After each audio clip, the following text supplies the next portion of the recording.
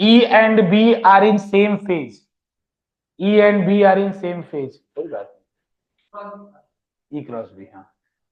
E and B are in same phase. E and B are in same phase. E and B are in same phase. E and B are in same phase. E and B are in same phase. ठीक है ना बच्चों. Same phase में होने का मतलब जब वो मैक्सिमम होगा तो ये मैक्सिमम होगा. ये तो आपने देख ही लिया ना उधर. तो इनका फेज डिफरेंस कितना होगा? 0. पूछा जाएगा फेज डिफरेंस कितना होता है? 0. अगला पॉइंट लिखो. अब जल्दी जल्दी. E by B equal to कितना होगा? C. लिख लेना ये बात. E by B equal to कितना होगा? C. अब next point. E by B equal to C. E by B equal to C. बेटा E और B का रेशियो किसके इक्वल होगा? C के.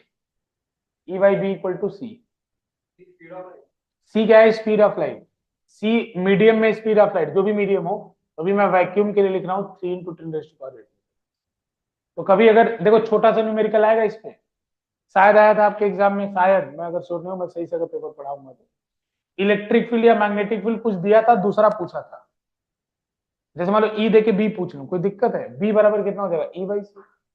या B देके E पूछ लूं, डायरेक्ट कर लेना. ठीक है ना. अगला लिखो.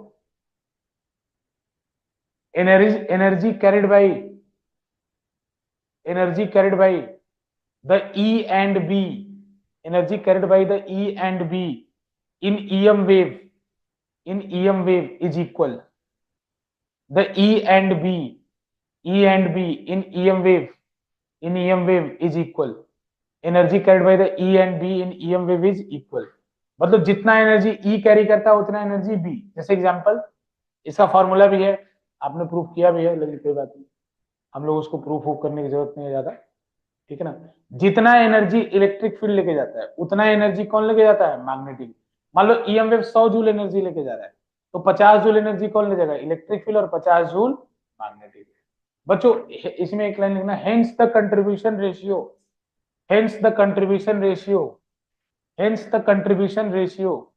in the intensity is 1:1. मतलब जितना वो कंट्रीब्यूट करता है ईएम वेव की इंटेंसिटी में, उतना दूसरा भी करता है.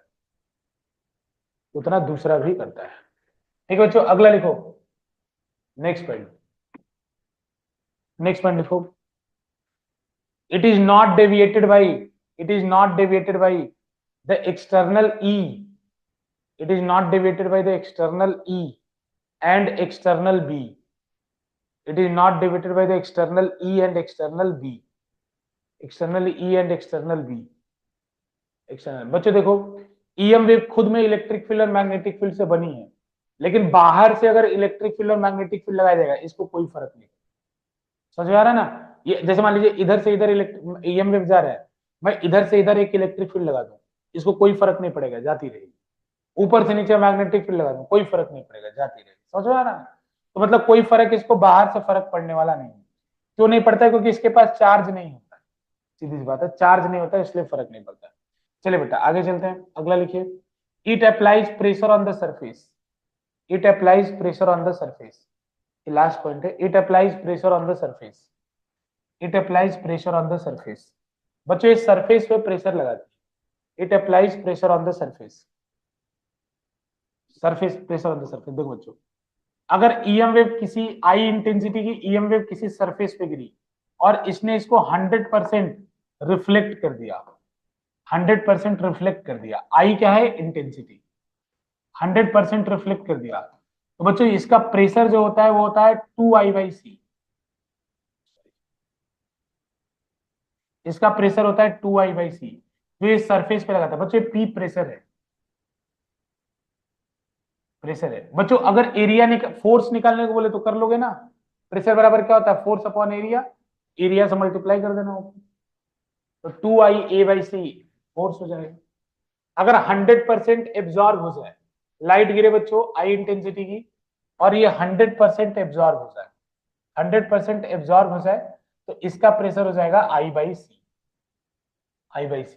रिफ्लेक्ट होने प्रेशर ज्यादा होता है. और इसमें रियल लाइफ में, रियल ऑब्जेक्ट में ना 100% रिफ्लेक्शन होता है, ना 100% एब्जॉर्प्शन होता है. तो its pressure will lie between I by C2, to I/C, बस ये बात अगर को डायरेक्ट क्वेश्चन आएगा, न्यूमेरिकल नहीं आएगा। कभी अगर आना होगा तो फोर्स वगैरह पूछे, ए से मल्टीप्लाई कर देना, बात खत्म। ठीक है ना।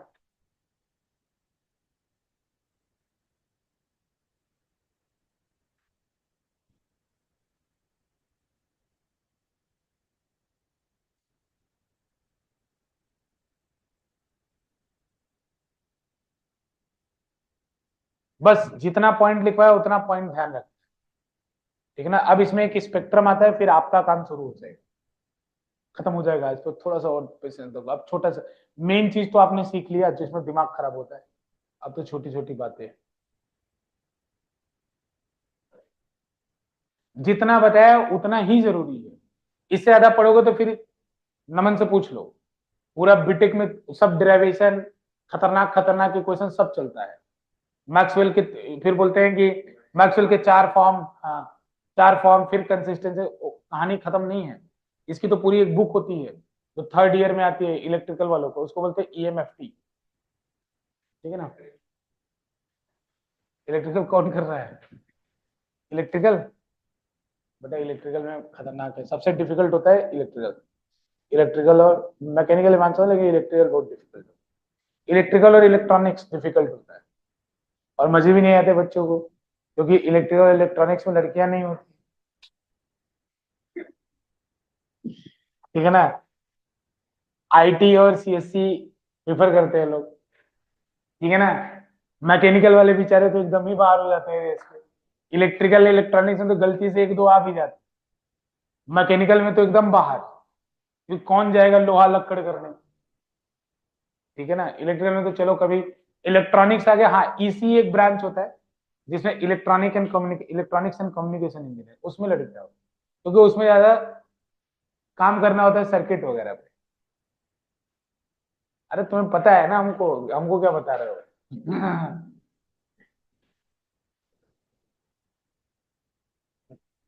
ठीक है। चलो बच्चों, अब लिखो EM वेव स्पेक्ट्रम।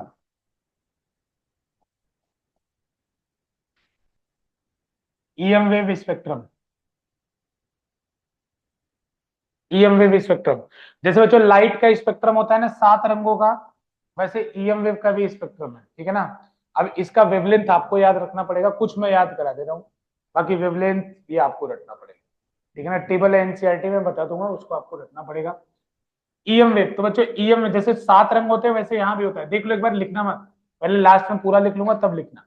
बच्चों इसको सबसे पहले आता है रेडियो, फिर आता है माइक्रोवेव, फिर आता है माइक्रोवेव, फिर आता है बच्चों इंफ्रारेड। रुक जाओ अभी मत लिखना, जब मैं बोलूंगा थोड़ा सा देख लोगे तो एक बार में याद भी हो जाएगा, याद करके लिख लेना। फिर बच्चों विवग्योर उल्टा, देखो उल्टा कैसे लिख रहा हूं, इधर से VVIBGYOR, तो ये रेड है ना, रेड के पहले क्या आएगा? इंफ्रारेड। ठीक है ना। विवग्योर उल्टा, ये कुछ नहीं है, कामा इतना बड़ा हो गया। फिर उसका V है, V क्या है? वायलेट, वायलेट के बाद क्या आएगा? Ultra violet. V के बाद क्या आएगा? Ultra violet. अल्ट्रा वायलेट के बाद एक्सरे, एक्सरे और गामा रे। बच्चों एक और होती है जो अर्थ पे आती नहीं है, उसको बोलते हैं कॉस्मिक। तो देखो याद करने का तरीका, विवग्योर के पहले 3 और विवग्योर के बाद में, अरे कॉस्मिक को छोड़ दो, विवग्योर के पहले 3, रेड के पहले इंफ्रारेड, माइक्रोवेव, रेडियो, है ना। माइक्रोवेव, रेडियो को माइक्रोवेव में रख दो। ठीक है ना। माइक्रोवेव ओवन में रख दो रेडियो को। तो इंफ्रारेड, रेड के पहले क्या होगा? इंफ्रारेड, माइक्रोवेव, स्टार्ट रेडियो से होता है तो बीच में माइक्रोवेव ही आएगा। विवग्योर अल्ट्रावायलेट, एक्सरे और गामा रे, गामा रे सबसे लास्ट में आएगा। तो याद हो गया ना? अब तो अब लिख लो, इधर से इधर जाने पर बताओ रेड और ये वाला याद रखो, रेड और वायलेट में से किसका वेवलेंथ ज्यादा होता है? वेवलेंथ रेड का, रेड का ज्यादा होता है वेवलेंथ, तभी तो दूर से दिखाई पड़ता है। रेड और वायलेट में किसका वेवलेंथ ज्यादा है? रेड का। तो बताओ लेफ्ट टू राइट जाते इसमें वेवलेंथ घटेगा या बढ़ेगा? घटेगा। तो वेवलेंथ घटेगा, फ्रीक्वेंसी बढ़ेगा। लिख लो। अरे बहुत आसान है, तुरंत याद हो जाएगा।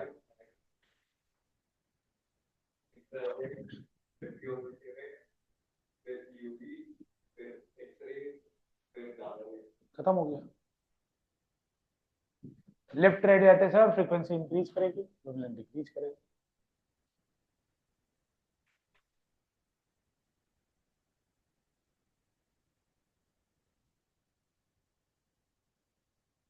बस थोड़ा सा जगह हो तो लिखना कि वायलेट का वेवलेंथ होता है 400 नैनोमीटर और रेड का वेवलेंथ होता है 760 नैनो। ये अलग से याद रख सको तो रख लेना, क्योंकि यही वाला वेवलेंथ है जो हमें दिखाई पड़ता है, न इससे आगे न इससे पीछे, हमें दोनों दिखाई नहीं पड़ता है। एक्सरे का वेवलेंथ भी मैं याद बता दे रहा हूं आपको, लगभग 1 एंगस्ट्रॉम के बराबर होता है। बाकी वेवलेंथ आप लोग एक बार एनसीईआरटी के टेबल से याद रखिएगा, वेवलेंथ याद करना पड़ता है, कोई क्वेश्चन पूछ लेते हैं वो पीवाई क्वेश्चन। ठीक है, बहुत अच्छा पढ़े आप लोग, थोड़ा सा धैर्य और खत्म हो जाएगा आज। फिर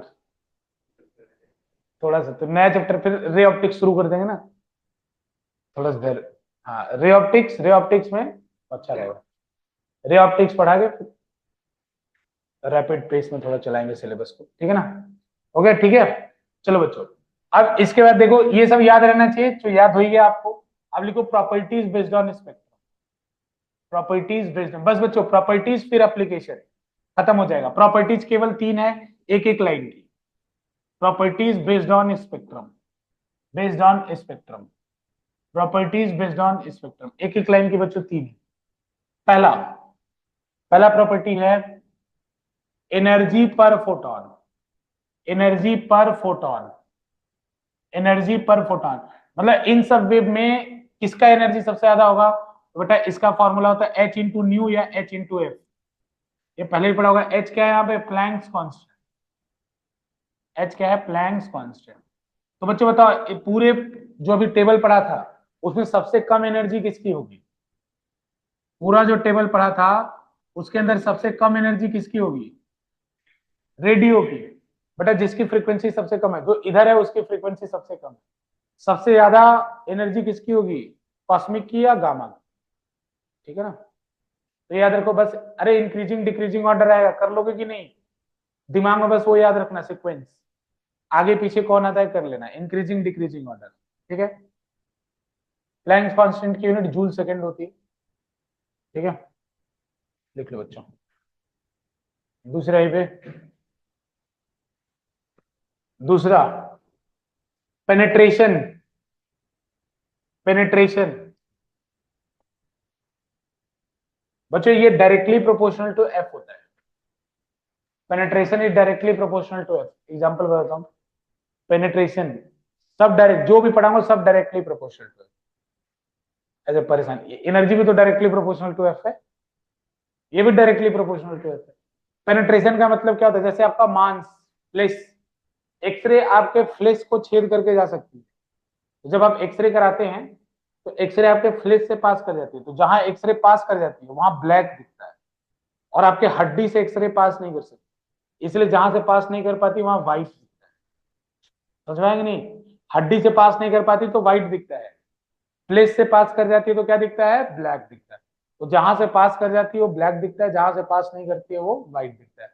लेकिन अगर एक्सरे के बाद कॉस्मिक या गामा हो तो आपके हड्डी से भी पार करते हैं, ठीक है ना। लेकिन उसके पहले की जितनी है वो कहीं, जैसे रेडियो है आपके चमड़े को भी पार नहीं कर सकती, क्योंकि रेडियो का फ्रीक्वेंसी बहुत कम है, तो आपकी स्किन को भी वो पेनिट्रेट नहीं कर सकती अनटिल अनलेस आपने टावर अपने छत पे लगा रखा, तो उसका कोई इलाज नहीं, क्योंकि तब आपका इंटेंसिटी बहुत बढ़ जाएगा, जिससे आपके घर के लोगों का मानसिकता, मेंटल चीजें खराब हो जाएगी, ठीक है ना। अदरवाइज कोई फर्क आपको नहीं पड़ेगा। बच्चों increasing decreasing order of penetration कर लोगे, बस फ्रीक्वेंसी के इंक्रीजिंग डिक्रीजिंग में कर देना है। अगला होता है बच्चों स्कैटरिंग, स्कैटरिंग लास्ट, फिर एप्लीकेशन छुट्टी। Scattering is inversely proportional to wavelength या डायरेक्टली प्रोपोर्शनल टू फ्रीक्वेंसी। बच्चों लैम्डा का पावर 4 होता है तो उससे कोई मतलब नहीं है हमें, ठीक है ना, डायरेक्ट लिख दे रहा हूँ, ये लैम्डा का पावर 4 होता है, बाकी रिले स्कैटरिंग होता है, तो ये भी डायरेक्टली प्रोपोर्शनल टू फ्रीक्वेंसी तो निकला। बेटा जिसका स्कैटरिंग ज्यादा होगा वो ज्यादा दूर तक नहीं जाएगा, जैसे रेड कलर का स्कैटरिंग कम होता है, इसीलिए रेड कलर आपको दूर तक दिखाई पड़ता है, क्यों, क्योंकि रेड कलर का वेवलेंथ ज्यादा होता है, जिसका वेवलेंथ ज्यादा उसका स्कैटरिंग कम, जिसका स्कैटरिंग कम वो दूर तक जाएगा। तो बताओ सबसे कम स्कैटरिंग किसका होता है पूरे इस टेबल में, सबसे कम स्कैटरिंग किसका होगा? रेडियो का। तो इसलिए देखो टावर 2 किलोमीटर दूर लगा हुआ, इस रूम में इतने ऑब्स्टिकल हैं फिर भी आपके मोबाइल का नेटवर्क आ रहा है, क्योंकि रेडियो बहुत दूर तक जाती है, उसका स्कैटरिंग कम होता है। स्कैटरिंग मतलब मीडियम में फैलना, जो चीज मीडियम में फैल जाएगी वो ज्यादा दूर जा ही नहीं पाएगी, जिसकी एनर्जी फैलेगी नहीं वो ज्यादा दूर जाएगी। समझ में आ रहा है कि नहीं? तो जिसका वेवलेंथ ज्यादा होगा वो कम फैलेगा, ठीक है ना, जिसका फ्रीक्वेंसी ज्यादा होगा ज्यादा फैलेगा। जैसे मान लो हमने कल के दिन क्रांतिकारी परिवर्तन करके बोला सारे मोबाइल आज के बाद एक्सरे पे चलेंगे, ठीक है, रेडियो हटा के, तो हर 10 घर के लिए एक टावर लगाना पड़ेगा, क्योंकि रेडियो ज्यादा, एक्सरे ज्यादा दूर जाएगा ही नहीं, क्योंकि उसका स्कैटरिंग ज्यादा होगा, इधर ही खत्म हो जाएगा। कॉस्मिक इसीलिए अर्थ पे नहीं आती है, तो नहीं आती, ऊपर ही उसका स्कैटरिंग हो जाता है, उसकी फ्रीक्वेंसी बहुत ज्यादा है। समझ में आ रहा है कि नहीं? बस बच्चों एक लास्ट एप्लीकेशन, बहुत बढ़िया बहुत बढ़िया एप्लीकेशन, कुछ मैं बताऊंगा कुछ आप टेबल से याद करेंगे। देखिए आपको टेबल से क्या याद करने की जरूरत है, एप्लीकेशन और मेथड ऑफ प्रोडक्शन, उसमें नाम दे रखा है कौन कौन सा मेटल है, कौन कौन सा साइंटिस्ट है, ये दो चीज आपको एनसीईआरटी के टेबल से याद रखना, ठीक है ना। एप्लीकेशन, तो पहला एप्लीकेशन रेडियो का, बस बच्चों जल्दी जल्दी करते हैं, रेडियो का एप्लीकेशन। तो रेडियो का एप्लीकेशन होता है communication, communication and broadcasting, communication and broadcasting, communication and broadcasting, radio का एप्लीकेशन होता है कम्युनिकेशन एंड ब्रॉडकास्टिंग। बच्चों समझ गए होंगे, कम्युनिकेशन का मतलब दोनों लोग बात करें, ब्रॉडकास्टिंग का मतलब एक लोग बोले सब सुने, उन दोनों में क्या यूज होता है? रेडियो। बच्चों आपका टीवी, मोबाइल, एफएम सब में क्या यूज होता है? रेडियो। वाईफाई क्या यूज होता है? रेडियो। ब्लूटूथ क्या यूज होता है? रेडियो, सब रेडियो, ठीक है। दूसरा माइक्रोवेव, माइक्रोवेव बच्चों देखो इसमें कंफ्यूजन हो सकता है, क्योंकि सैटेलाइट कम्युनिकेशन कई बार रेडियो में दिखाते हैं लेकिन ज्यादा एक्यूरेट में माइक्रोवेव में होता है, लेकिन कई बार आप इंटरनेट पे सर्च करेंगे तो आपको, तो सैटेलाइट कम्युनिकेशन याद रखना, कम्युनिकेशन ऊपर होता है लेकिन सैटेलाइट कम्युनिकेशन नीचे होता है, ठीक है। सैटेलाइट कम्युनिकेशन बच्चों, रडार, रडार आपको मालूम है ना, रडार जो हमारे आर्मी यूज करती है, इसका फुल फॉर्म होता है radio detection and ranging, radio detection, radio detection and ranging, radio detection and ranging, ठीक है ना, रडार, इसमें भी इसका इस्तेमाल होता है। फिर बच्चों एटीसी, एटीसी का full form air traffic control, जैसे आपका हेलीकॉप्टर हुआ तो ऐसा नहीं कि जिधर मन करे उधर लेके चले गए, बुआ के घर, मौसा के घर, नहीं, आपको रूट का परमिशन लेना पड़ेगा। ऐसा नहीं कि गाड़ी नहीं है कि कहीं भी रोड पे निकल दी है, पहले आप रूट का परमिशन लेंगे। तो हर देश का एटीसी एयरफोर्स होता है उस देश का, जैसे हमारे देश में भी एयर ट्रैफिक कंट्रोल कौन करता है, मतलब इसका हेड कौन है? एयरफोर्स है, वो आपको रूट देगी, उस रूट पे आप जाएंगे। रूट का मतलब वो डायरेक्शन बताएगी, एल्टीट्यूड बताएगी, बोलेगी इससे ऊपर उड़ना मत, इस डायरेक्शन में जाना, ठीक है, तो उसी रूट पे हो जाएगी। एयर ट्रैफिक कंट्रोल, इसके अंदर इसका इस्तेमाल होता है, ठीक बच्चों, एटीसी हो गया। फिर इसका इस्तेमाल होता है कुकिंग में, बच्चों एक गलती से खोजा गया था कुकिंग में इसका यूज, एक साइंटिस्ट था, थे मतलब, उनका नाम था पर्की स्पेंसर, ठीक है ना, तो उनको यूरोप में रहते थे, उनको चॉकलेट खाने का बहुत शौक था, उनको सेल्फ मेड जीनियस भी कहा जाता है, क्योंकि उन्होंने कभी भी कोई पढ़ाई नहीं की थी, मतलब डिग्री वाली पढ़ाई कभी नहीं की, मतलब ऐसे सीखने वाले थे, उनको सेल्फ मेड जीनियस कहते हैं फिजिक्स में। तो वो टाइटेनिक देखे, उनको ईएम वेब पे रिसर्च करने का शौक लग गया, टाइटेनिक देखा अब तो ईएम वेब पे रिसर्च करेंगे। जब वो ईएम वेब पे रिसर्च करने लगे तो उनके जेब की में कैंडी रखी हुई थी, चॉकलेट, यूरोप में जनरली टेम्परेचर काफी ठंडा होता है, तो उसमें कैंडी पिघलने लगी, पिघल गई एक दिन, तो नोटिस किया कैसे पिघल गई, कोई बात नहीं, इग्नोर किया, कोई कारण होगा। अगले दिन फिर कैंडी ले गया, फिर पिघल गई, तो उन्होंने देखा कुछ तो गड़बड़ है, तो रिसर्च किया तो पाया कि माइक्रोवेव के अंदर वाटर के साथ रेजोनेंस बनाने की क्षमता होती है। रेजोनेंस का मतलब क्या होता है? वाइब जानते हो ना, वाइब, इसके साथ मेरी वाइब मैच नहीं करती, बोलते ना तुम लोग। तो हर आदमी की, जैसे हर ऑब्जेक्ट की अपनी एक नेचुरल फ्रिक्वेंसी है, ठीक है ना, तो जब कोई बाहर वाली फ्रिक्वेंसी उस फ्रिक्वेंसी को मैच करती है तो रेजोनेंस होता है। रेजोनेंस का मतलब तब वाइब्रेशन ज्यादा बढ़िया होता है, ज्यादा अच्छा होता है, मॉलिक्यूल की एनर्जी बढ़ जाती है, उसी को साइंस रेजोनेंस कह रहा है, ठीक है ना। तो जब जैसे पहले सुना होगा कि ओपरा सिंगर गाती थी कांच टूट जाता था, मतलब गाती थी तो कांच टूट जाता था, तो क्या उसके गाने की फ्रीक्वेंसी कांच की फ्रीक्वेंसी से मैच कर गई, तो कांच टूट गया। तो ऐसा इन्होंने पाया कि पानी के मॉलिक्यूल की जो वाइब्रेट करने की फ्रीक्वेंसी है वो माइक्रोवेव की कुछ फ्रीक्वेंसी से मैच कर, तो उससे हुआ क्या, पानी पहले धीरे धीरे हिल रहा था, फ्रीक्वेंसी मैच कर गई, ज्यादा जोर जोर से हिलने लगा, तो हिलने का मतलब उसका काइनेटिक एनर्जी बढ़ गया, तो हर मॉलिक्यूल का काइनेटिक एनर्जी बढ़ेगा मतलब पानी का टेम्परेचर बढ़ गया। तो माइक्रोवेव केवल उसी चीज को गर्म करता है जिसके अंदर पानी है। प्लास्टिक के अंदर अगर तुम सब्जी रख दो, प्लास्टिक गर्म नहीं होगा, सब्जी गर्म होगा, क्यों, सब्जी के अंदर पानी है। तो माइक्रोवेव उसी चीज को गर्म करता है क्योंकि जिसके अंदर पानी है, क्योंकि कुकिंग एक्सीडेंटल खोज हुआ था, परकिंसन स्पेंसर ने किया था, और ये रेजोनेंस पे बेस्ड होता है बच्चों, ठीक है। आगे बढ़ो। तीसरा इंफ्रारेड। इंफ्रारेड, इंफ्रारेड बच्चों, इसका नाइट विजन इक्विपमेंट में इस्तेमाल होता है। नाइट विजन इक्विपमेंट, जैसे आर्मी कोई रात में मिशन करने जा रही है, तो उसमें अगर उसको देखना है तो भाई टॉर्च नहीं जला सकती ना, टॉर्च जलाएगी पूरा दुनिया आ जाएगा उसको मारने के लिए। तो वो क्या करते हैं, वो ऐसा कैमरा, ऐसा मतलब कैमरा लगाते हैं जिससे वो इंफ्रारेड को रीड कर पाए। तो बेटा आप सबके बॉडी से क्या निकल रहा है, इंफ्रारेड। अगर रात में मैं वो ग्लास लगा के आऊं, कैमरा लगा के आऊं, जो इंफ्रारेड देख सकता है इंफ्रारेड, तो आप सब लोग का बॉडी में जो ग्लो करता हो देखे, तो आप लोग इजी टारगेट हो जाएंगे, ठीक है ना। तो जब कोई भागेगा तो मुझे ग्लो करता हुआ दिखाई पड़ा, जब ग्लो करता है तो क्या शूट, है ना। तो कोई भी अगर वार्म ब्लडेड एनिमल है वो ग्लो करता हुआ दिखाई पड़ता है, तो नाइट विजन इक्विपमेंट में आपका काम आता है। बच्चों जितने भी स्मार्ट सेंसर है, अरे हाथ लगाओ पानी ऑन हो जाए, ठीक है ना, तुम कमरे में नहीं हो लाइट बंद हो जाए, वो सब काम कौन करता है, इंफ्रारेड पे होता है। जैसे कमरे में तुम लोग नहीं हो तो सेंसर लगा दूं, तो ऑक्यूपेंसी आप सब लोग के बॉडी से इंफ्रारेड निकल रहा है, सेंसर डिटेक्ट कर रहा है, लाइट फैन ऑन है, आप लोग बाहर गए, कोई भी ऑब्जेक्ट है इंफ्रारेड नहीं निकलेगा, ठीक है ना, बंद कर देगा सब कुछ, ठीक है ना। स्मार्ट सेंसर सब, सामने जाओ डोर खुल जाए, आपके बॉडी के हीट को सेंस किया। कोविड आया था, कोविड में स्टेशन पे ऐसे कैमरे लगे थे जो आपके बॉडी से बॉडी के टेम्परेचर को मेजर कर रहे थे, लाइफ टाइम मेजर कर रहे थे। वो भी सब स्मार्ट सेंसर इसके ऊपर काम करता है। स्मार्ट सेंसर के बाद बच्चों green house plant. Green house plant मतलब जैसे बच्चों बेमौसम की सब्जियां उगाना, जैसे तुम लोग गर्मी के मौसम में गोभी उगाओ, तो प्रॉफिटेबल बिजनेस है कि नहीं। गर्मी के मौसम में मटर की खेती करो,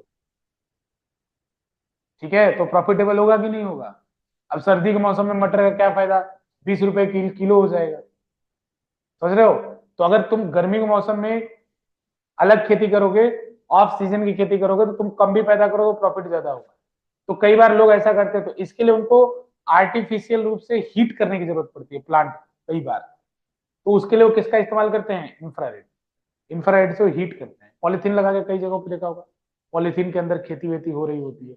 आजकल एक खेती चला है हाइड्रोपोनिक, जो घर के अंदर पानी के अंदर, घर के अंदर ही पूरी खेती कर दी है लोग हाइड्रोपोनिक से। खैर, इसका बच्चों मसल पेन ट्रीटमेंट। अगर किसी को मतलब कोई प्लेयर है, उसने बहुत ज्यादा वर्क कर दिया, उसके ऊपर वर्कलोड बढ़ गया, उसके मसल में स्पैज्म आ गया, तो सिंपल फिजियोथेरेपी से ठीक नहीं हुआ, तो वहां पे इंफ्रारेड का ट्रीटमेंट दिया। इंफ्रारेड के अंदर हीटिंग इफेक्ट, उसके मसल स्लो स्लो रिलैक्स होते हैं, जिससे उसको आराम मिलता है, रिकवरी होती है, समझ में आया? तो ये कुछ इसके एप्लीकेशन है, ठीक है बच्चों, याद रखिएगा। टीवी रिमोट बिल्कुल स्मार्ट सेंसर में आ गया वो। टीवी रिमोट जो होते थे ना भाई, वो जो टाटा स्काई वाले होते थे, उनको कैमरे से देखोगे ऐसे दबा के, तो कैमरे से वो जलते हुए दिखते हैं, कभी देखा होगा तो उनके अंदर से भी इंफ्रारेड निकलता है, ठीक है ना। वो स्मार्ट सेंसर में काउंट हो गया, उसको मैं अलग से नहीं लिख रहा बच्चों। अब देखो, विव ग्योर का लिखने की जरूरत नहीं है क्योंकि वो अलग से चैप्टर ही है, लाइट। अब हमारे पास डायरेक्ट आ गया अल्ट्रा वायलेट, बस बच्चों थोड़ा सा UV rays. UV rays Hema Malini TV पे रोज कहती हैं कि केंटारो में यूवी प्रोटेक्शन है, बोलते हैं कि नहीं। तो यूवी मतलब क्या होता है, यूवी होता है डिसइंफेक्टेंट। यूवी क्या होता है बच्चों, disinfectant. UV is disinfectant. Disinfectant मतलब it kills virus and bacteria, virus और बैक्टीरिया को मारता है। जैसे आप मार्केट से कोई सिरिंज खरीद के लाएंगे, तो सिरिंज पैक रहता है, बोलते हैं एक बार यूज करो फिर दोबारा यूज मत करो, या अगर यूज नहीं करो तो खोल के खेलो मत। जैसे कई बच्चे को, अरे 10 खरीद के ले आया, 10 दिन में यूज होना है, सारा पैकेट फाड़ दिया, बहुत गलत बात है ये। क्योंकि वो सब क्या होते हैं, स्टरलाइज होते हैं। स्टरलाइज मतलब उनके ऊपर यूवी रेज का ट्रीटमेंट किया गया होता है, जिससे सारे बैक्टीरिया और वायरस मरे। ठीक है ना। जैसे आपको बोलते हैं ना कि टॉयलेट का सैंपल कलेक्ट करना है, मेडिकल से डब्बा लेके आओ, या डब्बा लेके आता है वो, तो डब्बा लेके क्यों आता है, वो पैक रहता है डब्बा, देखा है कभी? बोलोगे यार डब्बे में क्या चीज पैक कर रहे हैं, और शायद 30-40 रुपए का मिलता है वो, तो बोलोगे डब्बा तो इतना छोटा सा 10 रुपए का मिलना चाहिए, तो वो यूवी रेज से ट्रीटेड होता है। अब तुम लोग कहोगे घर का कोई डब्बा ले आकर उसमें यूरिन सैंपल दे दो, ऐसी बीमारी निकल जाएगी जो कभी इंसान में होती ही नहीं, क्योंकि उसमें पता नहीं कौन कौन से वायरस घूम रहे थे पहले से। इसीलिए मतलब वो स्टेरलाइज होते हैं वो सब। डॉक्टर एक ऑपरेशन करने के बाद इंस्ट्रूमेंट को स्टेरलाइज करता है ताकि अगले वाले में न जाए, तो डिसइंफेक्टेंट होता है। बच्चों लेजर सर्जरी में इसका इस्तेमाल होता है, कुछ कुछ मैं बता दे रहा हूँ, बाकी टेबल से करना है। लेजर सर्जरी में इसका इस्तेमाल होता है। नोट फोर्जरी डिटेक्शन, नोट अगर नकली नोट है उसके काउंट करने की मशीन है, नोट फोर्जरी डिटेक्शन, नकली नोट काउंट करने की मशीन है, उसमें भी इसका इस्तेमाल होता है। ठीक है, नकली नोट काउंट करने की मशीन इसमें। बच्चों आगे, अल्ट्रावायलेट हो गया। एक्सरे, एक्सरे बच्चों मेडिकल इक्विपमेंट, मेडिकल इक्विपमेंट में एक्सरे तो होता ही है, एक सीटी स्कैन भी जानते हो ना, उसके अंदर भी एक्सरे होता है। मशीन सीटी स्कैन की कभी बंद नहीं होती, या एमआरआई की मशीन, सॉरी, बंद नहीं होती, सीटी स्कैन नहीं, एमआरआई, क्योंकि उसमें न्यूक्लियर रेजोनेंस होता है, और न्यूक्लियर रिएक्शन एक बार शुरू हो गया तो उसको बंद नहीं करते। ठीक है ना। मेडिकल इक्विपमेंट में इस्तेमाल करते हैं बच्चों, क्रिस्टल लैटिस आइडेंटिफिकेशन में, मतलब किसी भी क्रिस्टल के अंदर एटम किस तरह से अरेंज है, तो इसको बोलते हैं क्रिस्टल लैटिस आइडेंटिफिकेशन। उसके अंदर क्रिस्टल किस तरह से अरेंज है उसको देखने के लिए इस्तेमाल किया जाता है। किसी भी एटम के अंदर, किसी भी मेटल के अंदर क्रिस्टल किस प्रकार से अरेंज है। ठीक है। छठा बच्चों, गामा रे, वेरी गुड बच्चों। कैंसर ट्रीटमेंट, बच्चों कैंसर ट्रीटमेंट में इस्तेमाल किया जाता है अल्ट्रा, देखो अल्ट्रावायलेट से लेके सारी हमारे लिए खतरनाक है, सब कैंसर काज करती है, लेकिन इसका कैंसर ट्रीटमेंट में इस्तेमाल किया जाता है। तो इसका नुकसान तो होता है, जिसका कैंसर ट्रीटमेंट होता है उसके बाल उड़ जाते हैं, देखा कि नहीं आपने, शरीर उसका एक्सेस ग्रोथ करने लगता है। रीजन उसका क्या है, गामा रे आपके डीएनए को चेंज कर सकती है। जब परमाणु बम गिरता है गामा रे निकलता है, it can change your DNA. तो जब आप गामा रे, हालांकि जब आप कैंसर ट्रीटमेंट होता है बहुत लोकल जगह पे कंट्रोल्ड वे में गामा दिया जाता है, फिर भी उसका साइड इफेक्ट इतना होता है कि आपका बाल वाल सब उड़ जाता है। ठीक है ना। तो gamma is very dangerous. Cosmic की बात ही क्या करें, सन से निकलती है, अर्थ तक आती ही नहीं। अर्थ तक जिस दिन आ जाएगी उस दिन देखने के लिए हम आप नहीं रहेंगे, तो आएगी नहीं, ऐसा उम्मीद करते हैं। ठीक है, तो बस चैप्टर कंप्लीट हो गया। बहुत अच्छा पढ़े आप लोग। अब पीवाईक्यूज मैं दोनों का भेज दूंगा, एसी का भी भेज दूंगा और ईएम वेव का भी। ठीक है, लेकिन एसी वाला पहले कर लेना, ईएम वेव वाला पेंडिंग हो तो भी कोई बात नहीं। बहुत बढ़िया, बहुत बढ़िया।